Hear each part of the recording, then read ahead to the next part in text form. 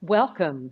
Welcome to Pilates Applications for Health Conditions, a handspring webinar that is a discussion in advance of the 2021 publication of the book, Pilates Applications for Health Conditions, Case Reports and Perspectives, edited by Madeline Black and Elizabeth Larkam. Our guest today is Rebekah Rotstein, who is the creator of the medically endorsed Buff Bone System and a leading voice for movement and bone health education. Before Madeline introduces Rebekah, let's take a look at how things work during this webinar discussion. The chat is on, so please do say hello and tell us where you're joining from. We welcome your questions, and please use the Q&A button on your screen to submit your questions. We'll take the questions from the Q&A first, and then in case there's some questions from the chat, we will answer as many of those as we can. The webinar will comprise roughly 45 minutes of mixed discussion and practice, followed by 15 minutes of Q&A. We're due to finish on the hour. However, after we show the slide of how to contact Rebekah at the hour's time, we may come back if there are additional questions that you would like Rebekah to answer. So we may go 10 to 15 minutes after the hour. This webinar is being recorded, and you will receive a link to the recording in the follow-up email. The webinar is also streaming live on YouTube. We bring your attention to the disclaimer that the discussion is for informational and illustrative purposes only and is not meant to impart medical or therapeutic advice. We refer you to Rebekah Rotstein's buffbones.com for further information.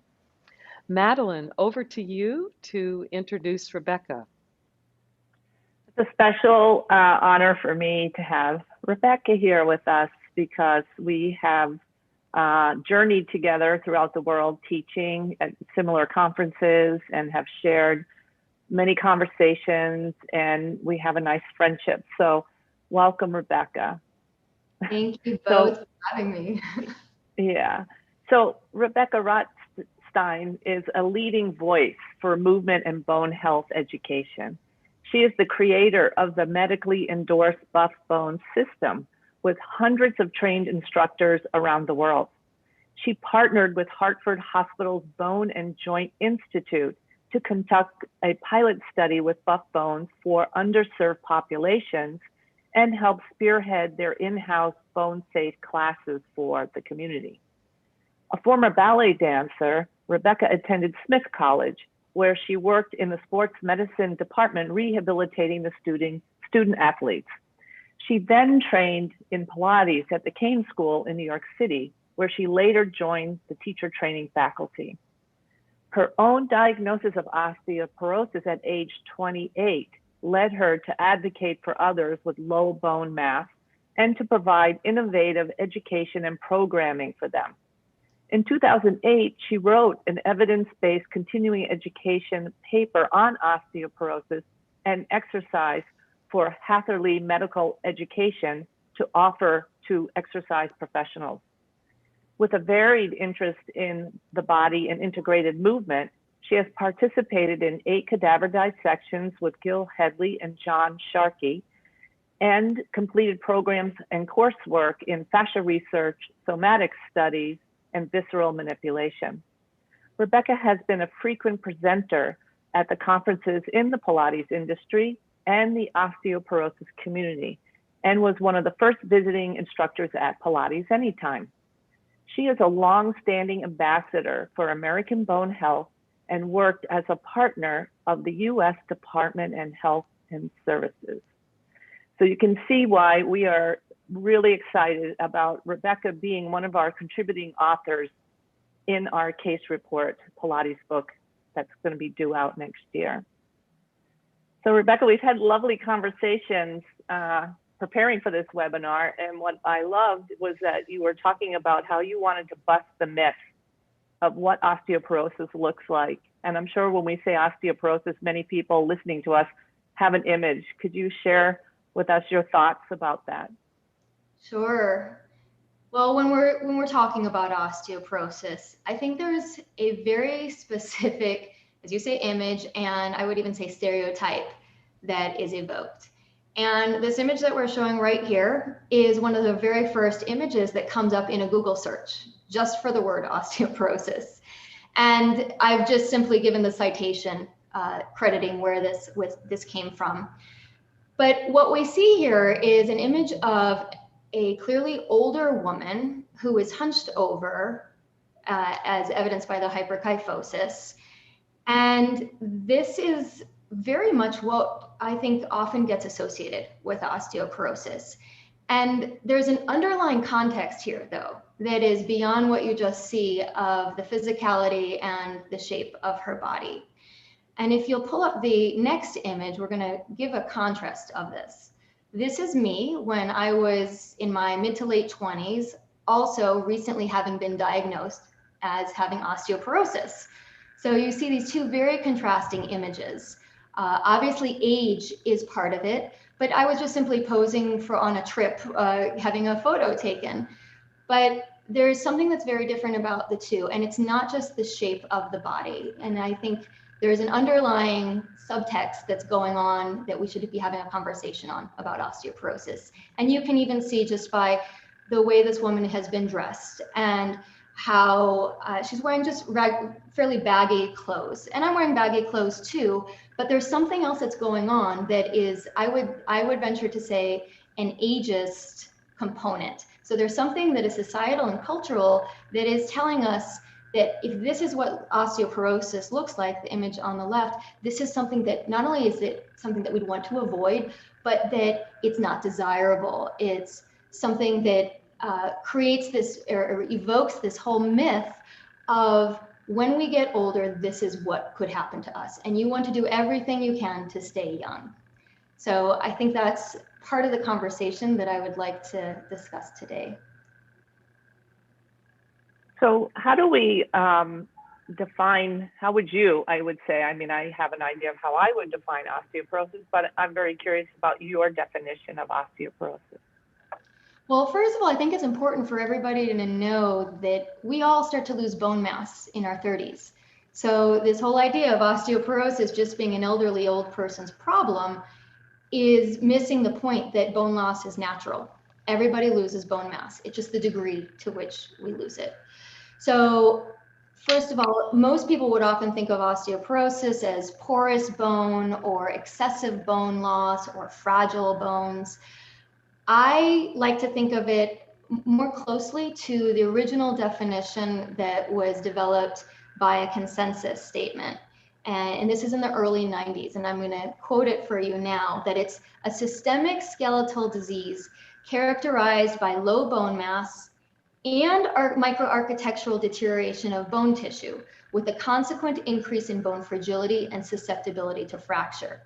So what we're talking about is two components, not just low bone mass, but also changes in the quality of the bone, in the microarchitecture, and that all of this leads to the possible or increased likelihood of having a fracture. So I like to look at that entire definition because we have begun relying solely on what the World Health Organization has used as their definition of 2.5 standard deviations away from the bone mass of a healthy young individual. So I'll show you that slide in one moment, but what I'm referring to is that we have relied so much in our definition of osteoporosis on bone mineral density. And that is important, but it's not the entire picture. And I think that discussion has gotten lost in our culture and also even in much of the medical world. So if you want to go on to the next slide, I'll show you what I'm referring to. Well, actually, I'll come back to that. I'll go to this first, and then I'll come back to the discussion of the deviations. So let's look here at bone and what it's comprised of. You have two different types of bone tissue that make up a bone. And so you'll see in the middle, you see where it says compact bone. That's also known as cortical bone, and it's the outer shell. So it's one type of bone that has a different turnover rate or remodeling process than what you see up at the top where it says spongy bone. That's also known as trabecular bone. And this type of bone is usually found at the end of long bones. So here you're seeing a femur, right? And you're seeing this at the end, the proximal end of the femur. You also see this frequently within irregularly shaped bones like the vertebra. And this is also where the high fracture rates can occur in osteoporosis. But it's just important to understand that bone has this remodeling process. So what I'm talking about is I like to explain it as if you're getting a facial. So you're exfoliating away the old skin cells, in this instance, the old bone cells, and enabling way for new bone cells to form. And that's a constant process. It's always happening throughout your entire lifespan. It's just a differing rate at which it happens throughout our age, and also related to osteoporosis. So the point though is that we have these two different types of bone, and the fractures that can occur are related to where the type of bone is, and also that rate at which it recycles. And if you go on to the next slide then, you'll see what I was referring to about how the World Health Organization defines osteoporosis. So all the way on the right, you see normal bone density. And then all the way on the left, you see 2.5 standard deviations away from that. And that's where it's classified as osteoporosis. And then in between, you see osteopenia, which is the precursor to osteoporosis, but not quite at that degree. The problem, though, is that we have identified more fractures occurring in that middle area in osteopenia than all the way in osteoporosis, which actually shouldn't make sense, because if osteoporosis is where you're having the most fractures, then that's where we should really, or it's the lowest bone density, I should say, that's where we should be seeing the most fractures, but we're not. And that's where I beg the question, what else are we looking at beyond just bone mineral density? So can you describe to us a little bit more about some of the problems with this definition and the idea of, you know, the below bone mass and maybe how it's determined, or is there other ways to find out? Absolutely. So first of all, I mean, it goes back to 2005 when they were identifying these problems of the definition. So identifying more fractures in osteopenia than osteoporosis. So it's been around, it's been known for a long time. But what I would advocate for, and the research is also starting to look at, is something called bone quality.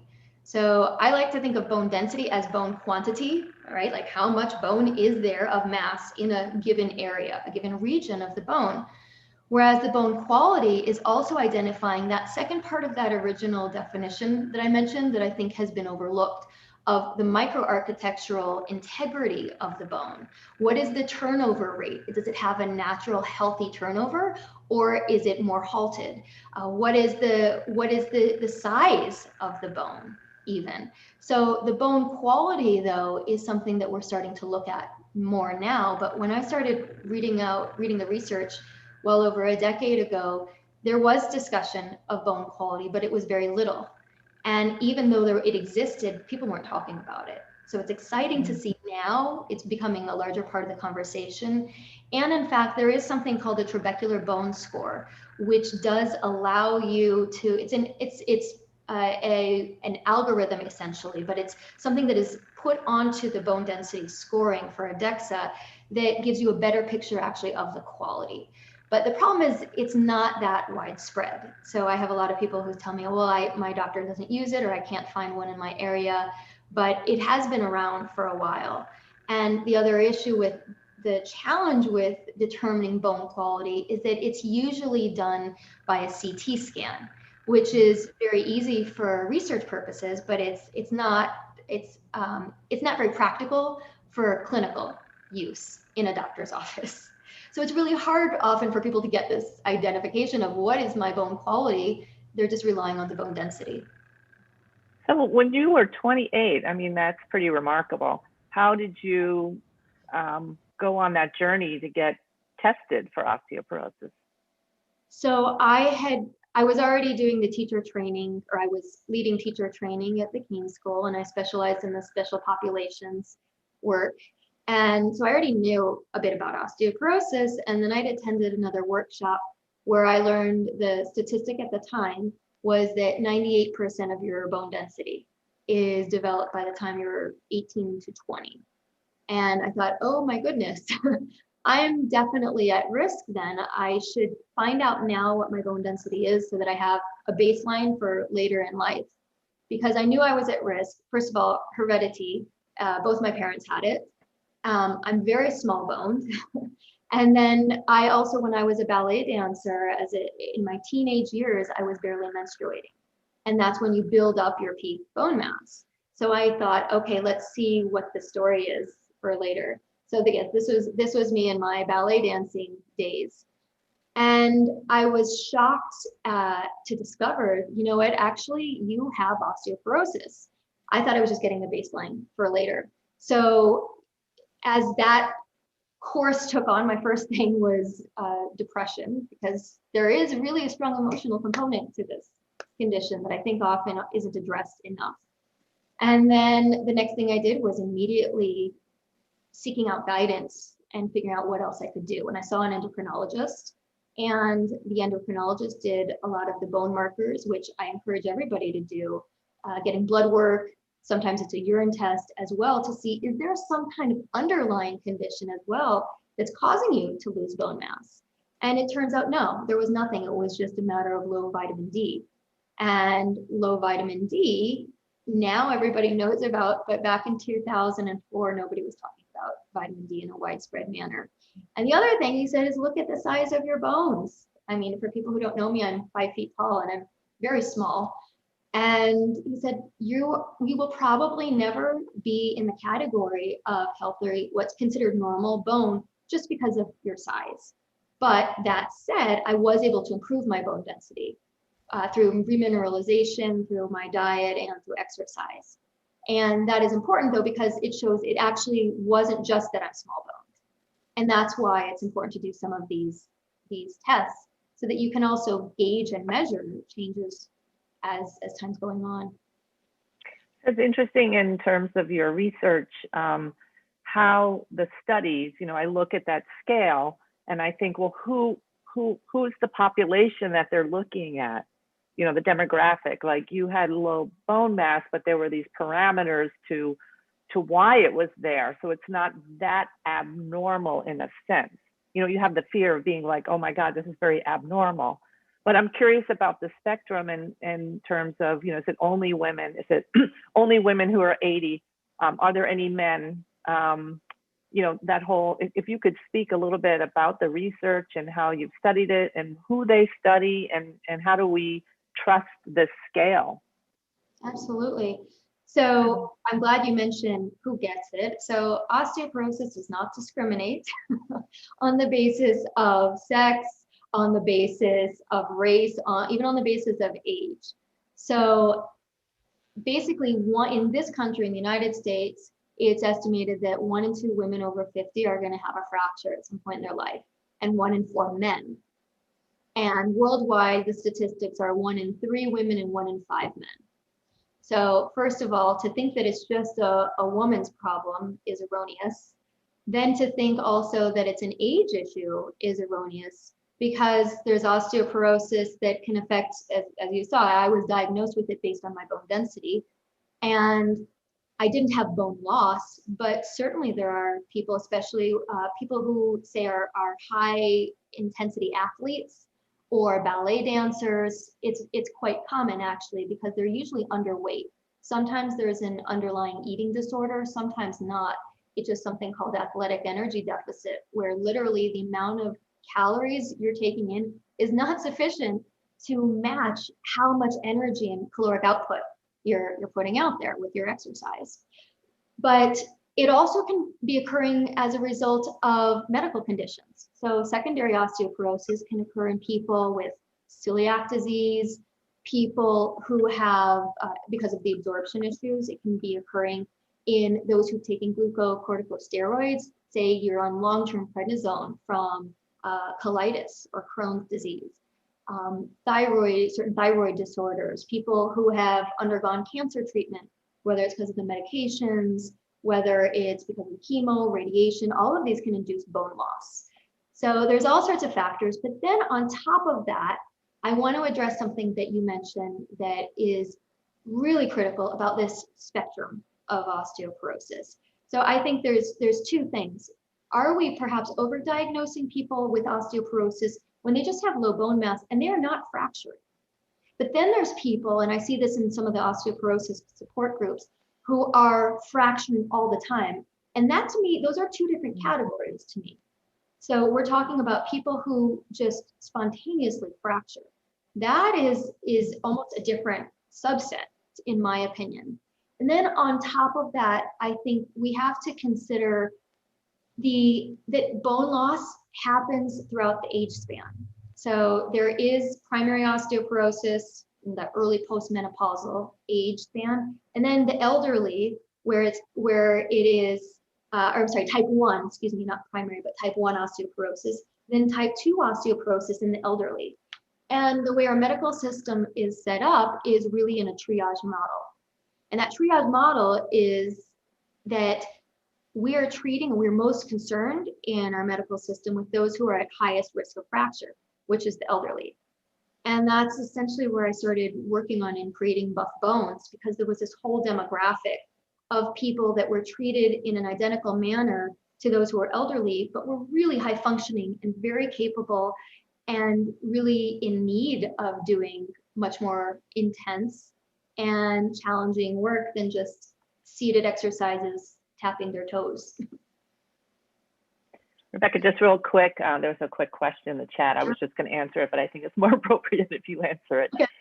But Heidi wanted to know, because you mentioned low vitamin D and then how you felt depressed when you found out about your diagnosis. So low vitamin D and depression will be common issues, yet not everyone will have osteopenia, osteoporosis. Yes, absolutely. Right? And yeah. I mean, I think there's also two things that she's referring to. I mean, there's actually a correlation in psychiatry between low vitamin B, especially, and depression. And it can also occur with the vitamin D, but absolutely depression also can lower your bone density, and certain medications that are used to treat depression can lower bone density as well. That's interesting. I think the main thing that I was wanting to get across in what I was just talking about, though, is that there's this assumption of limitations that is based on your age. And it's not really appropriate. And I'd like to actually, we can talk about that and look at some images even about that. So what is your philosophy and training of sex? Like, what is your approach? I mean, some people, I mean, we're doing Pilates here. So yeah, so how do we prevent the fractures, or how do we increase our bone mass outside of the things you mentioned, like diet and things like that? Because people go walking, you know, everyone's walking to try to increase, or running for their bone density. And yeah. Look, to be honest, Pilates is not enough. Pilates is an amazing exercise modality, and it has so many benefits that we all love to talk about, which are valid. But when it comes to bone density, Pilates isn't enough. That research has shown that we need high intensity, heavier loads for the bone to respond to in order for it to fortify and rejuvenate, essentially. And we know this, I mean, throughout a lifespan. You're building your peak bone mass your whole life in your childhood and teenage years. And that's why we have to be really active then. But we've seen from research that exercise can be of use. And it's really only until recently that I would say the medical community is embracing some of that research, because before it had often been dismissed. And part of that is just in the research world, you need a substantial amount of evidence. And that amount of evidence is building, but it's really pointing in the direction of high intensity, progressive resistance training and high loading and impact. And Pilates can be useful, but it's not going to be enough for bone density. There is, interestingly, there were 2 research studies in the past 2 years that had come out.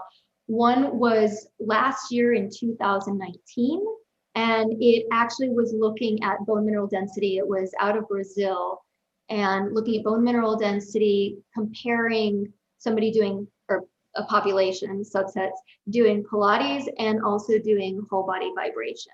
And they did have improvement in bone mineral density from both. But there was also another study this year out of Brazil that was not looking at bone mineral density, but at bone markers, looking at whole body vibration and Pilates. It was controlled, but not randomized. And it actually didn't show any kind of bone remodeling. And again, it was looking at the bone markers. So not using bone density, but looking at some of these bone markers in the blood to identify, is there substantial turnover? And there wasn't. Part of the issue that always happens in the research world is, 1, we need a greater body of evidence. 2, we need a larger population size. 3, when we're dealing with bone mineral density, in order to really truly to truly measure it accurately and be taken seriously, it requires DEXA scannings. And that's very expensive. So there's also a financial barrier here. And then 4th, when we're dealing with Pilates, we're still undergoing this challenge in Pilates research of what is Pilates and what isn't. So I look at a lot of the research that's out there that's describing Pilates exercises, and I have no idea what they're talking about. And then that's assuming that they even list the exercises that they've used.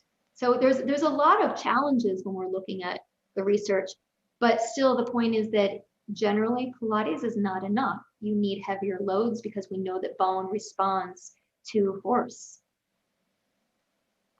So Rebekah, could you continue with those points in research, because there's a question from the chat from Aggie. You mentioned that research shows more fractures are showing up in the people with osteopenia. Is there any new research explaining why that may be happening?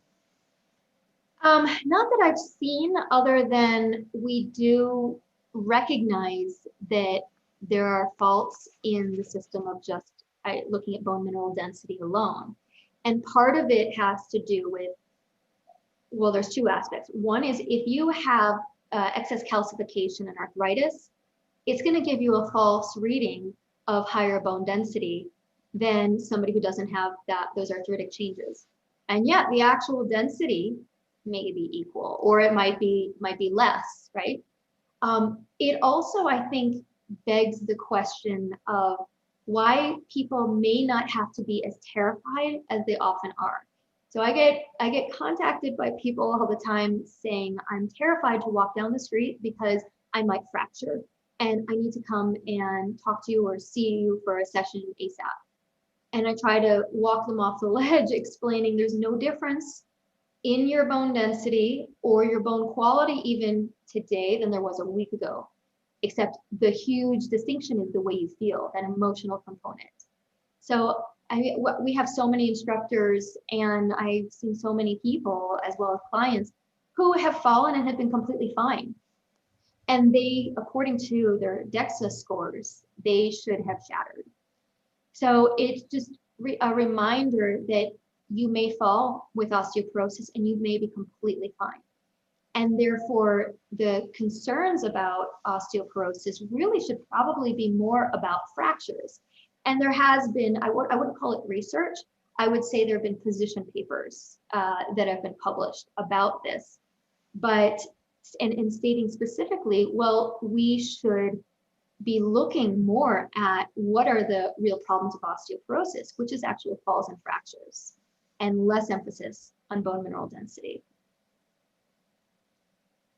So can we have a movement experience of more loading, and how we can prevent? Absolutely. Well, before we do, I want to actually, if it's all right, I want to show these videos that are related to what we're about to do. Okay. So, those were 2 videos or 2 photos actually. This was a client that I was working with years ago that I used to demo with for workshops. This is an example of a hyperkyphotic client who had had 2 back fractures. And she's the other end of the spectrum. She had not fallen. She had been bedridden for a while and then had coughed. And the coughing had led to a fracture, which then led to a subsequent fracture. And interestingly, her physician told her, just go take a Pilates class. And anybody who's a movement educator could look at this and identify that there's no way this woman could comfortably lie on her back, which is the basis for most Pilates mat classes, let alone thinking of the excessive kyphosis that she has. Why would you ever recommend that a woman do a class that is a traditional Pilates class where 75% of your movements are flexion biased, right? So there's a lot of educating that has been going on, and I've been trying to do also within the medical community for the physicians. And if you go one more, sorry, this is actually just one of the early days at Pilates Anytime, which you can also then point out and notice just the distinction in curves, even my curve, but also the various other curves of the body here, and when we're talking about the spine itself. But if you go forward, I'm going to just show you this whole idea of assumptions of age and limitations, and it's going to relate to the exercises that we're going to be playing with today. So this first one, in full disclosure, is my mother. I just returned from seeing her. She is 74 years old, and she decided to show me her exercise regimen. And I'm extremely proud of my mom. My mom has osteoporosis, and you can see right there is where I told her to stop rounding her spine and to flatten her back out. That's the way I wanted her to stretch. But and my mom had gained a tremendous amount of strength. She only had fractured her toes at the past. She recently recovered from COVID, and so she's regaining her strength and her balance because her time off actually been very interesting. The months off from movement and exercise actually weakened her significantly. Now, if you go to the next one, I'm going to show you Joanne, a former client of mine from when I lived in New York City. I'd like you just to notice, this is a woman at this point, she was in her early 80s, hyperkyphotic, had a number of other conditions related to lower extremities. It made it more challenging for her to walk, but she had a tremendous amount of strength, core strength, if you will, through her abdomen, through her trunk, through her upper body. So in trying to help her avoid shuffling and improve her gait patterning, we did some lower body strengthening that was emulating a very advanced exercise like the Russian, or excuse me, this would actually be more like climb a mountain on the Wanda chair, but allowing her to really have the assistance of her hands, and also doing something so that would help her get off from the ground. So that's why the bent knee is backed. The back knee is bent, as you can see here. And then one more I'll show you because it's going to relate to what we're about to do in a moment.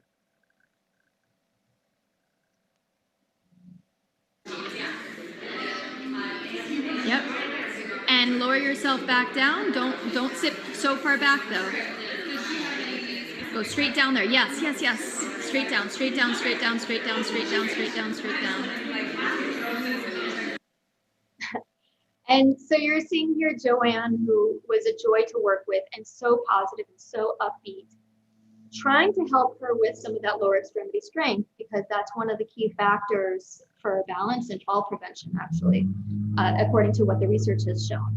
And I decided, again, let's take advantage of an exercise that would be really advanced, like the Russian squats on the reformer, which there's no way I was going to have her do. But how could I make it where her feet were steady, she wasn't on a moving surface, allow her to engage her upper body, which she felt very confident in, and to help offload some of the pressure through her lower extremity.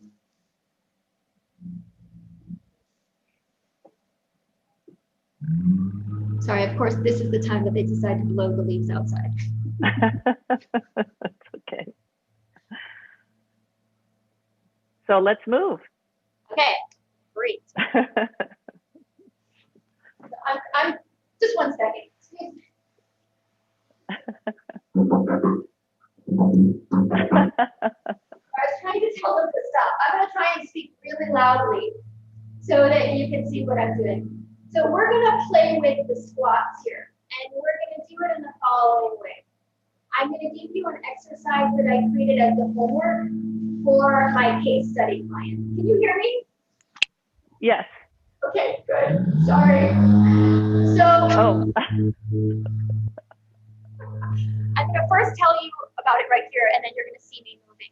So the case study for the book, I used a client who had fallen, and right before her knee replacement, she had fallen. And she was concerned about falling again because a year after the knee replacement, she had fallen as well. So we were working on how we could transfer balance and how I could also help her improve the integrity of the area around her posterior chain. So we're going to come, sorry, hold on.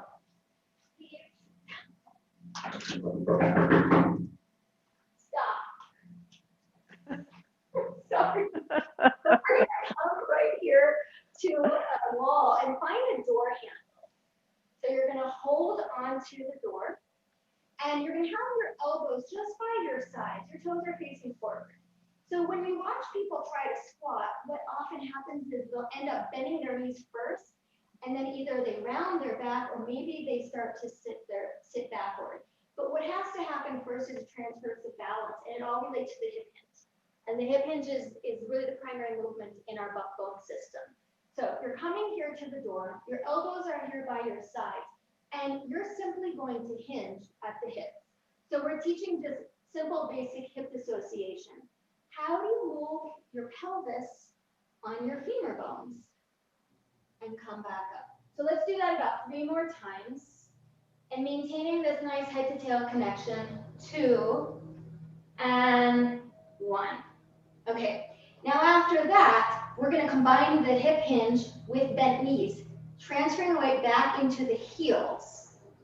And so the idea is by holding on to the door handle, it gives you a little bit more confidence that you can transfer your weight back further without actually falling over, that you're not going to fall backwards. And let's do that 2 more times, and 1. Now we're going to add on a little bit more challenge, and I would do this progressively each week, add in a little bit more of a variation of a challenge. So you're going to lift one heel, and now you're going to do it there. You're going to go 5, 4, 3, 2, 1. Try the other side. 5, so first, just maintain that head to tail connection. 4, 3, 2, 1. Now what's the missing piece? The back. Instead of maintaining the head to tail connection, you're going to look straight forward. And as you stay right there, you're going to notice it requires some upper thoracic extension. And back up. And looking straight ahead. And back up. And then we could do that whole sequence again with just 1 foot. Now we're going to move farther away from the door, from the handle. And you're going to bring your hands straight out in front of you. I'll come just a little bit further away so that there's a little bit of clearance for your hands. And we're going to sit back and look forward and return. And back and return. And 2 more. So we also now start to get some strengthening through the upper thoracic area in addition to the hips. And then we could make it even more challenging. We could lunge and 1 foot comes back. So it's still squatting, but it's more of a split stance here, except we're going to keep our weight still more on the front foot. And let's do it on the other side and squat. So from the front, it would look like this. And then we'll do 1 more. So you start to notice some engagement of the entire thigh complex, strengthening through the hip, also working through the upper back, and it's very functional.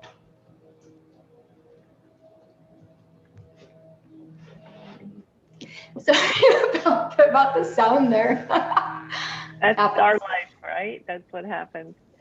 So could you speak a little bit about the Buff Bone program and how you work this multi-component type of concept with exercise?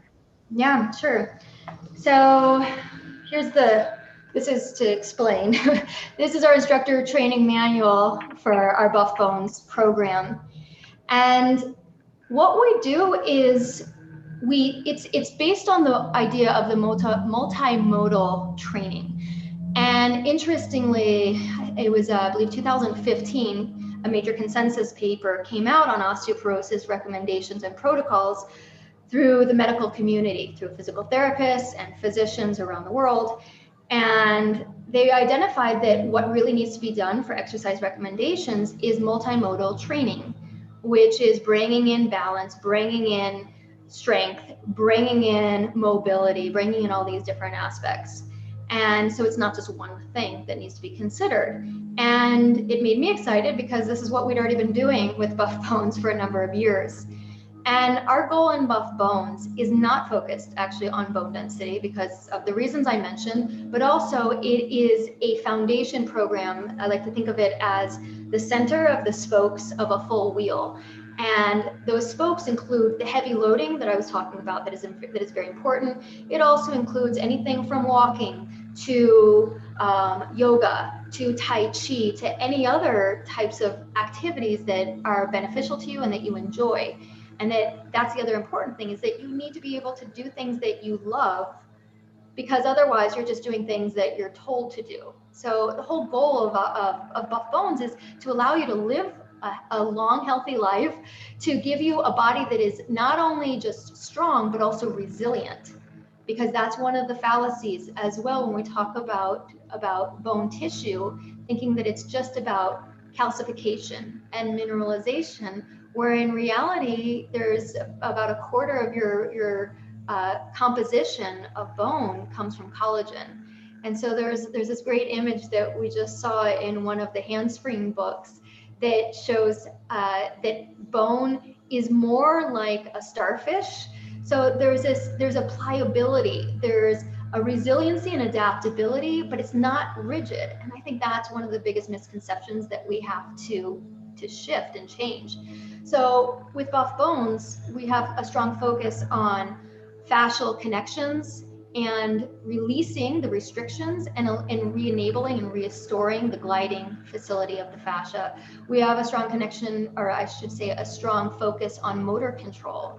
So you can do weightlifting, which is fantastic, but it's still not going to work on fine tuning, and it's not going to work on the motor control. And I like to say that muscles need to be smart, not just strong. And that smartness, that intelligence of the muscles, is its relationship to the nervous system. And then, of course, we also have, I shouldn't say of course, but there's also a really strong focus on biotensegrity, of acknowledging that we are this full body system that is self-stabilizing unto itself, that has the ability to adapt and is completely interconnected. And that when we find this full body connection with, we call it pushing. You can think of it also in terms of a two-way stretch in classical Pilates, that the body can sustain itself. And you're going to see in some of our balance work that we're going to practice shortly, it's not about holding, and it's not about unnecessary tension, it's about useful tension, because the bones respond to compression and tension forces. And so we take that into a bigger picture that relates also to the tensegral structure itself.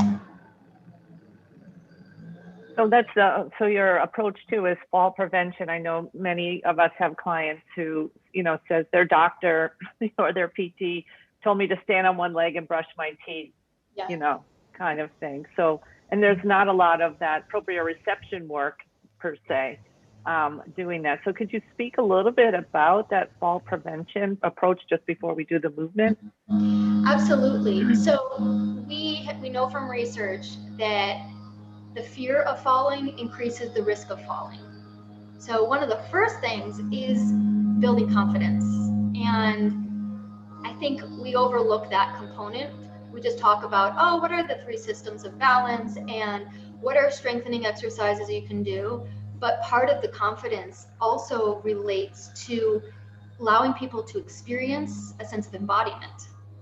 So we're gonna play with that in a moment. But the other thing, the other aspect of this is that fall prevention is now becoming much more recognized as something that is, certainly in the elderly population, is something that research is examining and looking at what are community dwelling programs, in fact, that can help fall prevention.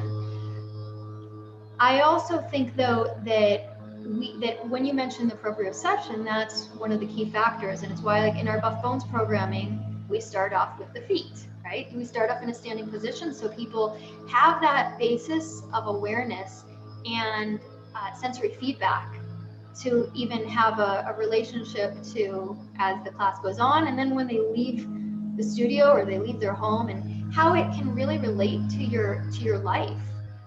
It's one of the things also with Pilates.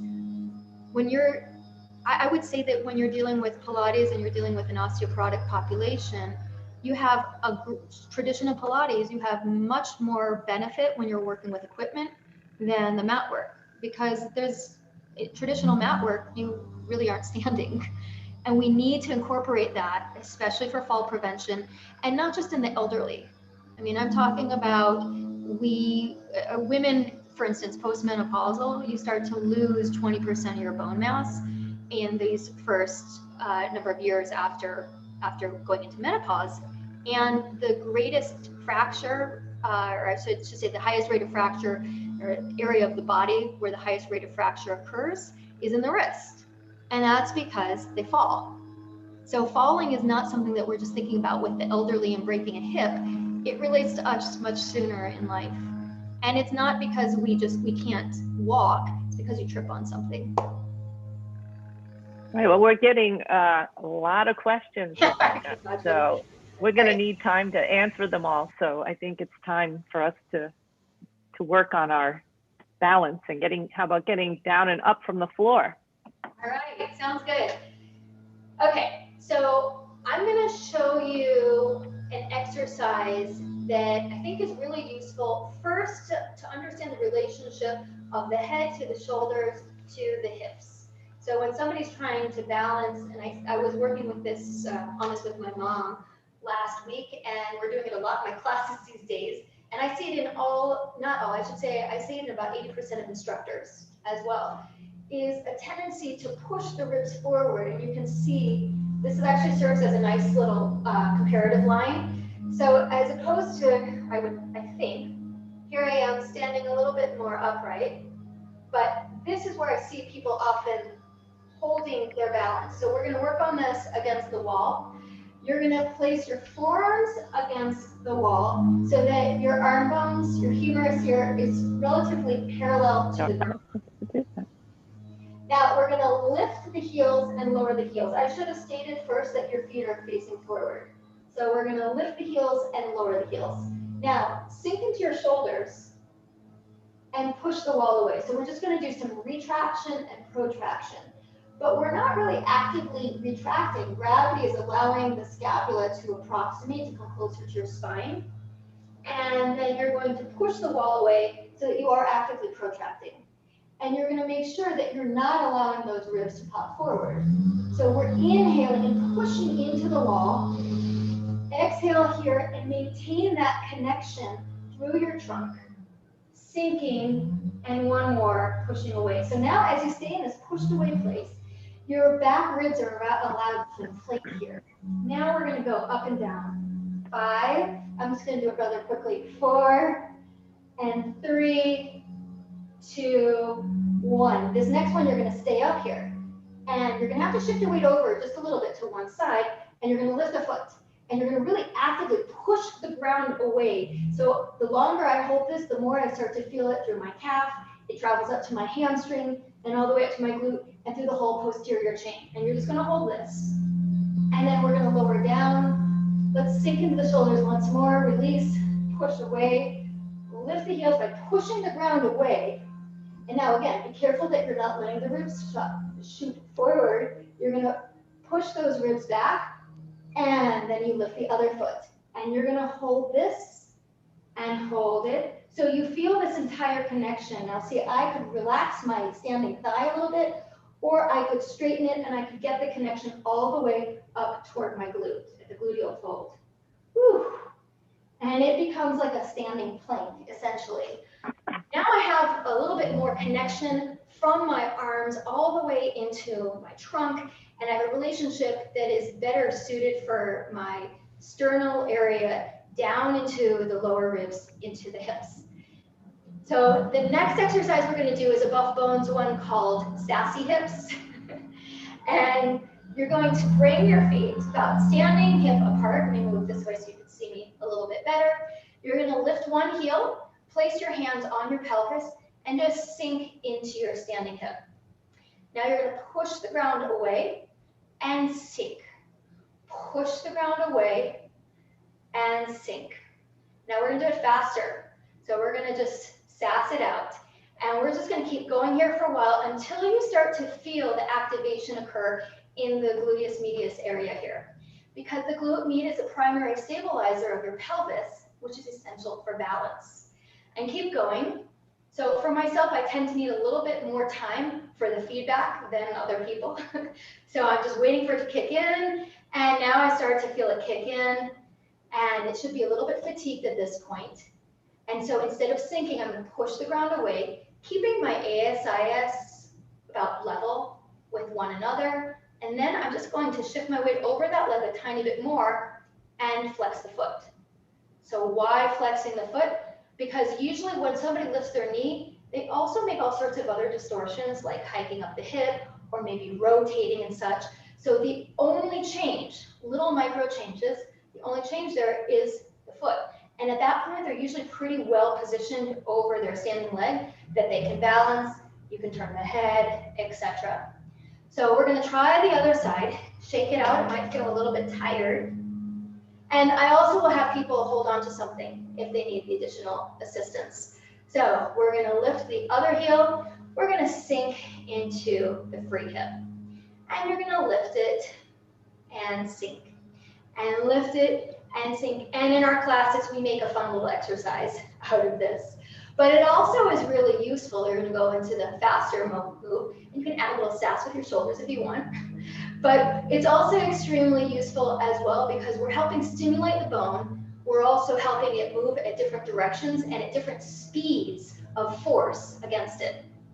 And 3, 2, 1, and rest. And now level it off. You're pushing the ground away. So I'm not saying hold your breath. I'm saying breathe in. And exhale, flex the foot. So as I push, as I feel that expansion, and see, I'm actually a little bit tipsy on this side today, but as I feel that expansion around the rib cage, it allows me to have a more dynamic approach to balance. So that I could just be moving my arms, I could be turning my head. I'm not saying it's not challenging, but I'm not rigid. I'm pliable, right? Just as we're talking, the bone needs to be. And shake out your legs. Awesome. Ah, that felt good. Thank you. So, oh, you wanted, I just realized you had asked me about getting down to the ground. Oh, yes. Do you still want to see that? Yeah, we'd Definitely. love to learn how you Sorry do that. about that. Let me grab, here's my mat. All right. So people are gonna either fall. I mean, people are gonna fall at some point. Hopefully they don't fracture. And like I said, I've seen so many people who don't actually fracture even though they have fallen. If you suspect there's a fracture, then you will want to get medical assistance, right? But at the same time, people should not be afraid to actually lower themselves down onto the ground. And I've seen this with a lot of elderly people. They're afraid that they won't be able to get back up. So we work on it. I have people hold on to something if they need to, but the other option is if you don't have a door handle, you just bring a chair close by. So I'm going to do this here with you. 2 ways that people can get down, or I should say up from the ground. One way is by widening the stance, hinging at the hips, holding onto whatever it is, whether it's a table, whether it's a chair, or if they're able to, which, you know, if they're a higher functioning individual, they'll be fine doing this. They're just going to have to lower their hands to the ground and then come onto all fours. Once you're on all fours, we even actually have an exercise that I'll show you in a moment. I'm going to show you how to get down from there. And then to get up, the way that some people will do it is they just bring one leg here, they'll hold on to something, or they can just bring the other leg wide, push on the thighs to unhinge. The way we do it, we have an actual buff bones exercise called lowering to the mat. And it's actually a strengthening exercise, and I'm only going to show you one portion of it right now. But you would hinge, placing both hands on one thigh, and then there's a whole series that we have of how to get the leg out, and we play with that. But if you needed to, you could hold on to a chair or something else, like a doorknob in front of you, and then you're going to lower that back knee. And we have a way that we recalibrate, or we calibrate the distance, but then you're going to come onto your hands and knees. Once you're there, then you're just going to lower yourself onto one hip. You slide that arm out, and then you're just right there on your back. If you want to be on the back, say you were going to try to do some exercises on the ground. Or maybe you just wanted to be on the ground because you wanted to play with your dog, right? Or your grandkid. Or maybe you just wanted to be doing something on the ground, playing a puzzle, right? So then to get up, you're going to go onto all fours like this.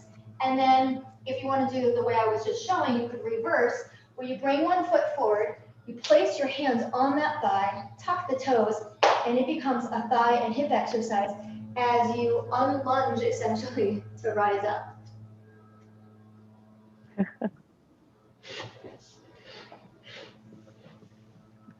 I don't know if I just created a word, unlunge. Yeah, I think maybe you did. I like it. We'll give you credit. Okay. Yeah. So Elizabeth, you want to start with the questions? Yes, but how about, since we're at this natural break point, how about if we look at the slide that shows people how to get in touch with Rebekah, and then we'll come right back to the questions since we're just before the hour. So you can see on your screen the handspring slide that shows how you can get in touch with Rebekah Rotstein through her Buff Bones program on all the aspects of social media. And just to remind you that our next event will be Wednesday, December 9th. Anne McMillan, who works in Quebec, will be speaking about Pilates application for training elite athletes, given that Anne works with many of Olympic medalist athletes and members of the Canadian athletic teams. So back to our questions now. Rebekah, we have, of course, a number of questions about your exercise recommendations. And we'll start with a question that asks how, I'm looking for it now, both are questions about examples of non-Pilates exercises that someone with osteoporosis should do. What is high impact? Sarah asks, if I have osteoporosis, what is high loading and what is high intensity? Sure. So in terms of exercise examples, I mean, you could see those, the two that I just gave you are not ones that you'll find in Return to Life by Joseph Pilates. So I joke saying that, but in all seriousness, I recommend several things for people with osteoporosis. There needs to be also an emphasis on the back. We didn't do that much today because I was talking a little bit more about the fall prevention side. But to prevent back fractures, people need to be strengthening the back. So back extension exercises. We actually did a back extensor exercise, 2 of them, inadvertently when I was doing the squats and the planks. So you might not think of it as back extension, but it is still working the back extensors because you're working against gravity. You could also do things though when you're just lying on your stomach. Keeping the feet down to me is an important one so that you can lift your trunk, but not rely on the low back, because people have a lot more challenge in accessing the thoracic part of the spine than they do the lumbar. It's much easier to just go straight into the lumbar spine, lifting the feet. And those in the PT world will know that there's a classic physical therapy assessment to see if you can do it without your feet, without the QL involvement. So lunges, squats, though, are things that are very functional that I have every single client do.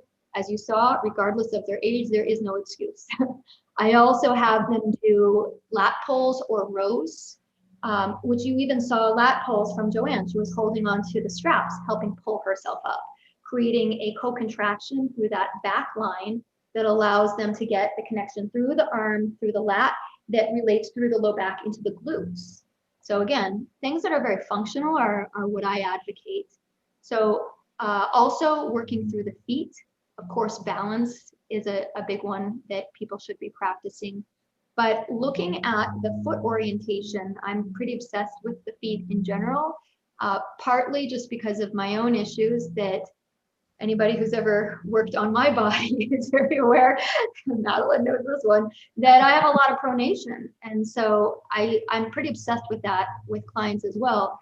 The foot orientation makes all the difference on your ability to balance and your ability to have that connection of the congruency in the hip.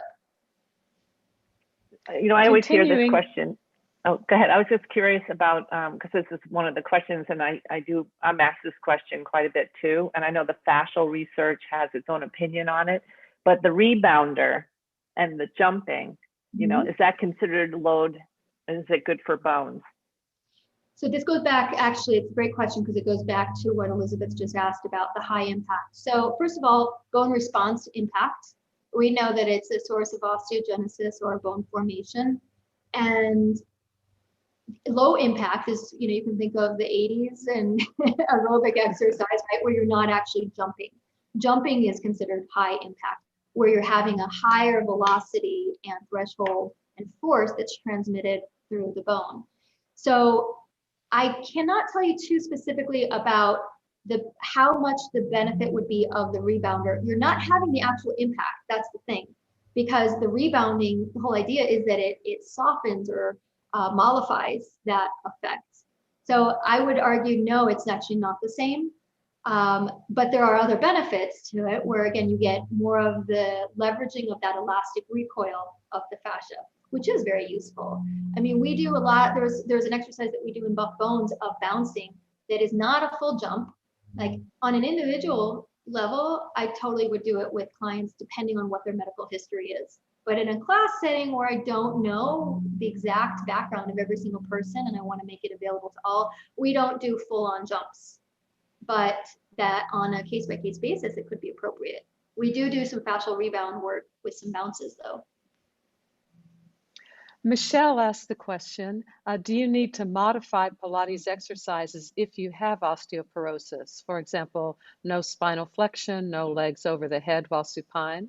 She says, I have been diagnosed with osteoporosis, but feel that I want to move my spine fully without restrictions. Is this strengthening to me or not recommended?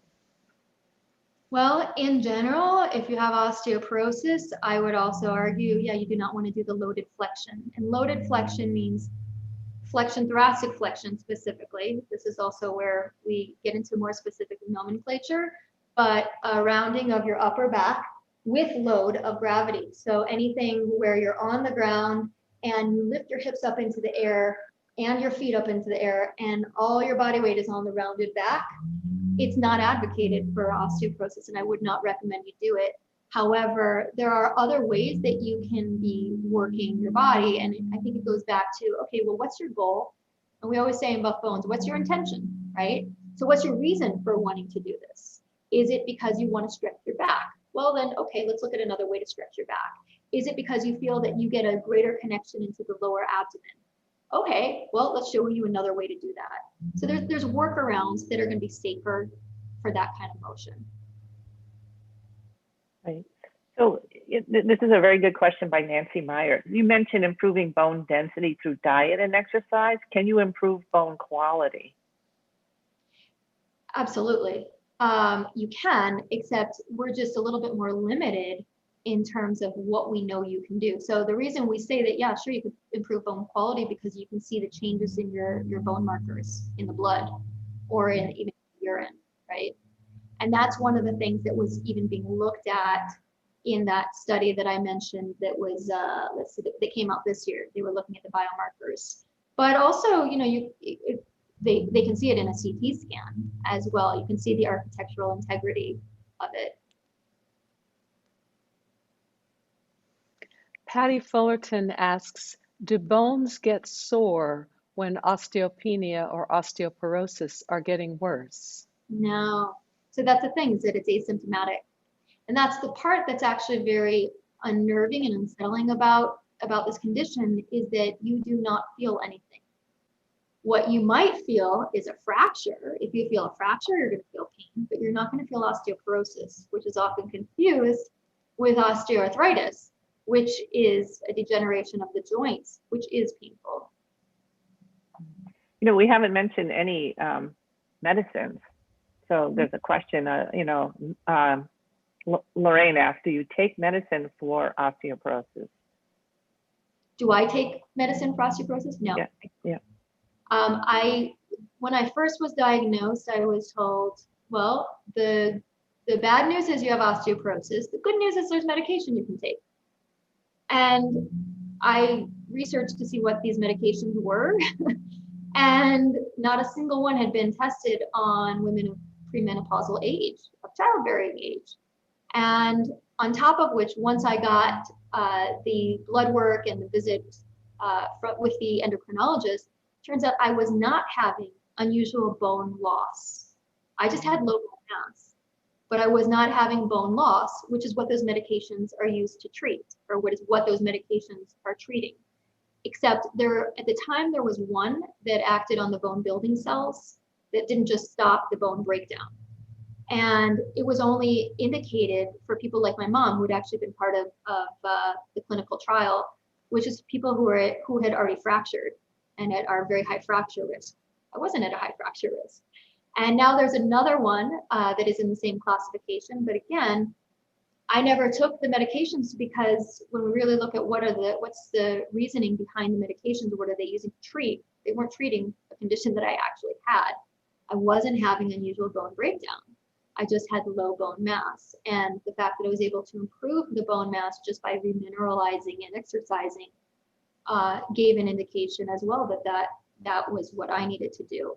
Now, I always give two disclaimers, though. One is that just before you think about that, I also I am premenopausal, which means that I still have a higher level of estrogen than postmenopausal. And estrogen preserves your bone, which means that I had a greater capacity to change my bone density on its own, because I had the presence of estrogen to help. The other thing that I want to mention is there is something called the FRAX, which is a fracture risk algorithm that you can just look up online, and you can see your 10-year probability risk factor or probability risk of a fracture in the next 10 years.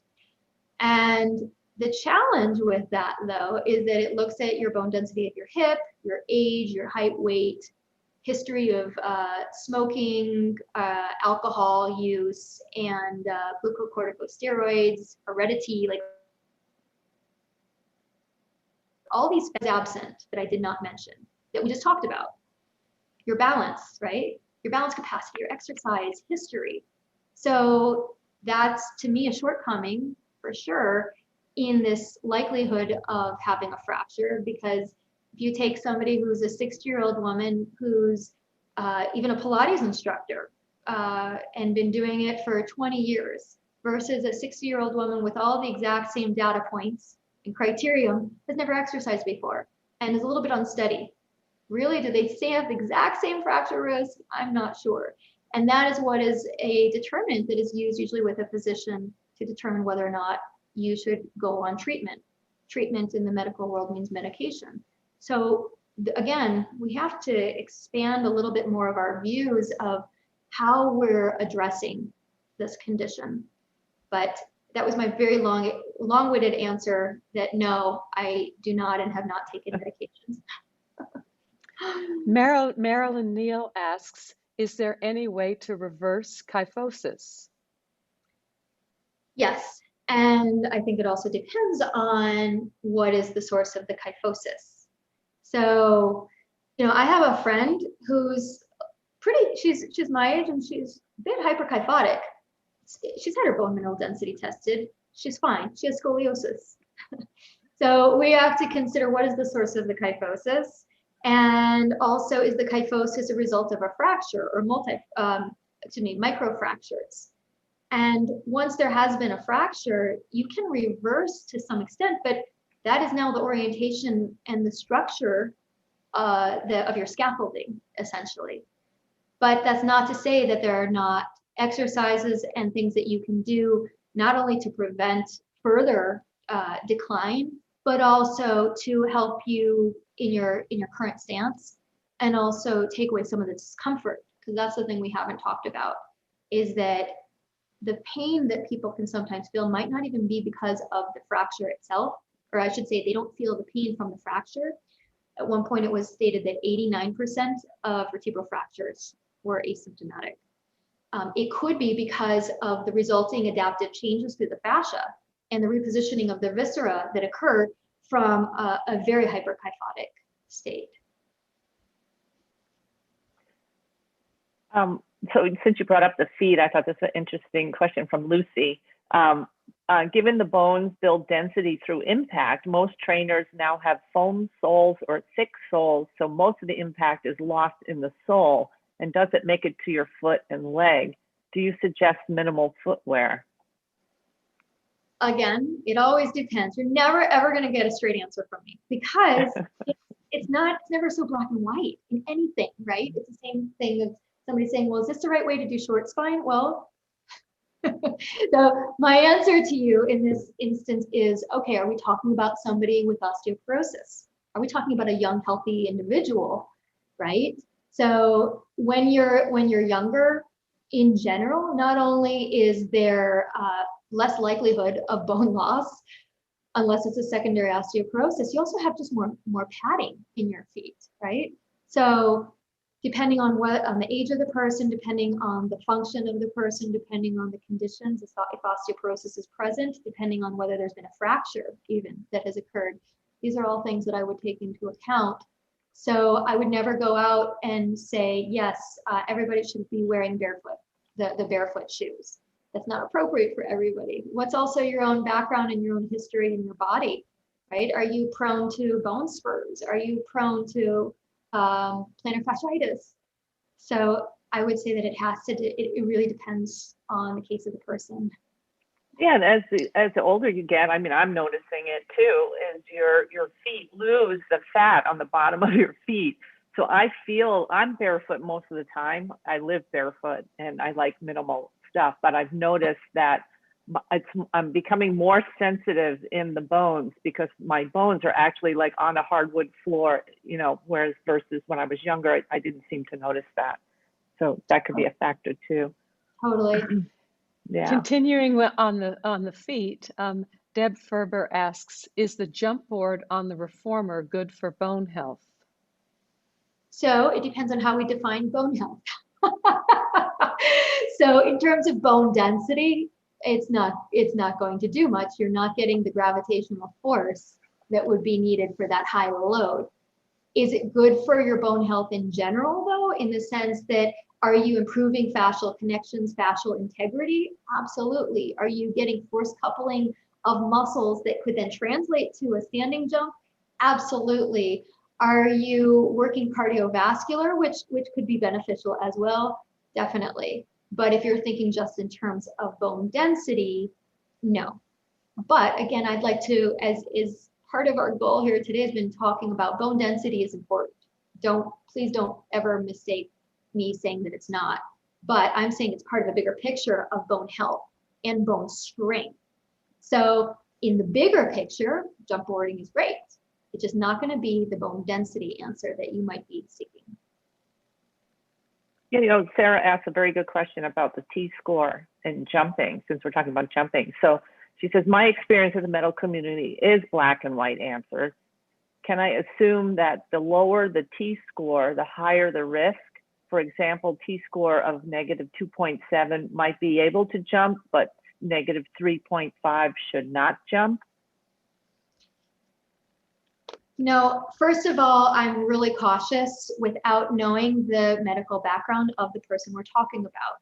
When I do intakes, I do a full extensive intake, because is that person with, I mean, minus 3.5 is definitely a lower bone density than minus 2.7. But I also want to know, did this person, for instance, have breast cancer and radiation? where it literally, the radiation was going right through the thorax, where the ribs as well as the spine could be implicated. So I'm going to be more cautious and more conservative in my clinical approach with the person. So I know you want to have a black and white answer, but I'm not going to give it because I think it's a liability for anybody to do that. I think we have to consider the entire history of the person and each individual, on top of which, yes, is there a distinction between a -2.7 and a -3.4? Yes, there is. But what is also going on in that individual's background? What's happening also with the arthritis? Has there been more than one reading? What is their medical history? Have they ever had a fracture before? Like, I'm not going to give you a black and white answer, I'm afraid. And to be honest, I also think that the responsible way to answer that is to consider all these other factors. Continuing the discussion, your points about fracture and a person's health history, Barbara Rice asks, are all fractures the same in the end, or is there a difference between traumatic fracture from falling on ice, for example, and non-traumatic fracture, such as that comes from coughing or reaching? So yes, there absolutely are. Well, there's a difference, first of all, in the site of the fracture. So you're going to have a very different structure of a fracture and type of fracture in a vertebra than you would have in a rib, than you would have in the femur, or what we call the hip. And even within the hip, there are different types of fractures. You know, there's when somebody's just standing and then they turn around quickly, and there's called a spiral fracture can occur. This is one of the things we work on, actually, to try and create an adaptive resilience within the bone that it could withstand that kind of fracture. There could be a total buckling of the bone. There could be also fractures that occur on the tension side, or there could be fractures that could even occur on the compression side of the bone. When you're talking about a vertebral fracture, there's different types of codfishing or a wedge fracture. So there are different types of fractures that are going to occur, and it depends on the bone, but it's also dependent on the movement. And what is considered a fragility fracture is literally a fracture that occurs from a standing height or below, meaning you weren't standing up on a ladder trying to fix your ceiling light. Because the thing that we have to remember about bone is that you can overload a bone just by crushing it, right? Or by an extreme velocity or height. So anybody could fracture a bone, but a fragility fracture is what is indicative of osteoporosis, meaning that the bone should be able to withstand a fracture from a standing height or lower or seated. And that's when it's of concern to us.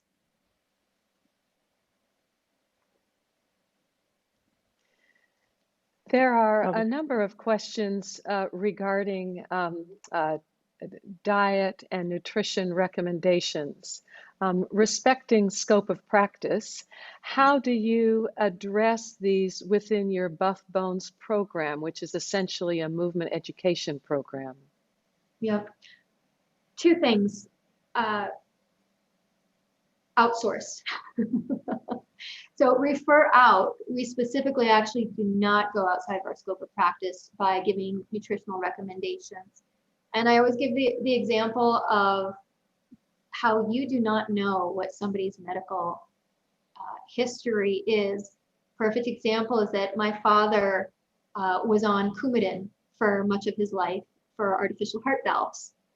And as you know, Coumadin is a blood thinner. So if any of us were to give a recommendation to somebody like him who is on a blood thinner to say, hey, vitamin K is the new wonderkin of the bone health world, and specifically it has great properties for blah, blah, blah, blah, blah. And you tell that to a patient who's on blood thinners, you could kill them. So it's not in our scope to do nutritional counseling, unless you, of course, have the background to do so and are trained in that area. So what I do is I tell people what the leading guidelines are, say from the NIH or from certain osteoporosis foundations, what those guidelines are. and give them the resources then to go also research on their own, and also references to other people that they can individually consult with.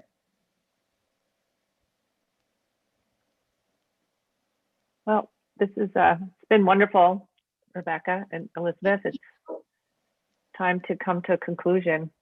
I know we could talk for days. I know, we really could.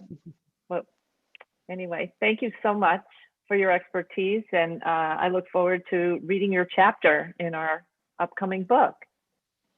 Thank you, and thank you both so much. I just wanted to say that this year has been so unusual for our entire industry, and to have the opportunity that you both have offered, and just with your knowledge and your expertise, has been a real guiding light for so many of us in the Pilates world and beyond. So thank you. Thank you. Okay, bye. Thanks. Thank you. Goodbye.